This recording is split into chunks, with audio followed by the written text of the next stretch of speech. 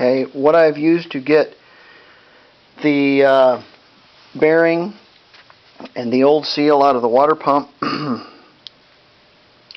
was a screwdriver and a hammer.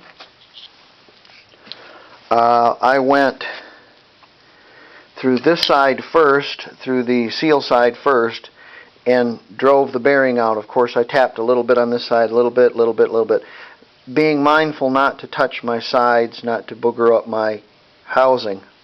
Once I got the bearing out, I was able to turn it around, and then I was able to drive the old seal out, or the mechanical seal out. And then I lubed up the bearing and the housing with a little bit of two-stroke oil and gently tapped that bearing in.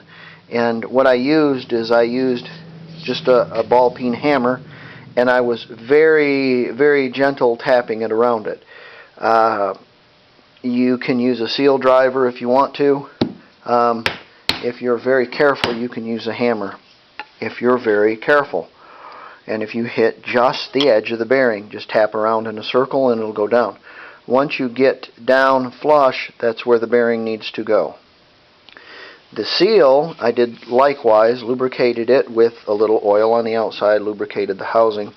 And there is a special tool made by Polaris for this. However, I used this particular socket.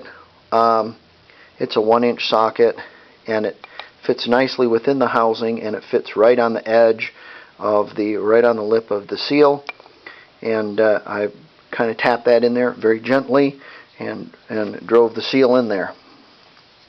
I've also cleaned the sealing surface of this with the wire brush, or not a wire brush, but a real fine wire wheel, and lubricated it also with some two-stroke oil, and pressed a new bearing into the back of this. This was a booger to get out. I had to back and forth like this and got it out, put it back in there, and put a little two-stroke oil on that too. So that's going to fit on there like so.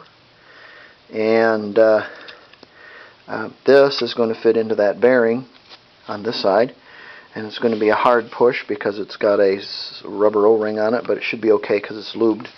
And then on the opposite side of this, we have this mechanical seal, and this portion goes in your impeller, and it's going to seal right on there like that. Of course, I'm going to put a little dot of two-stroke oil on that also to help that break in, to find a nice place where it's going to seal. Ironically, this water pump, in the crankcase side, mind you, the crankcase side, not the water pump side, it has a viewing glass, so you can view the seal leaking and your crankcase filling with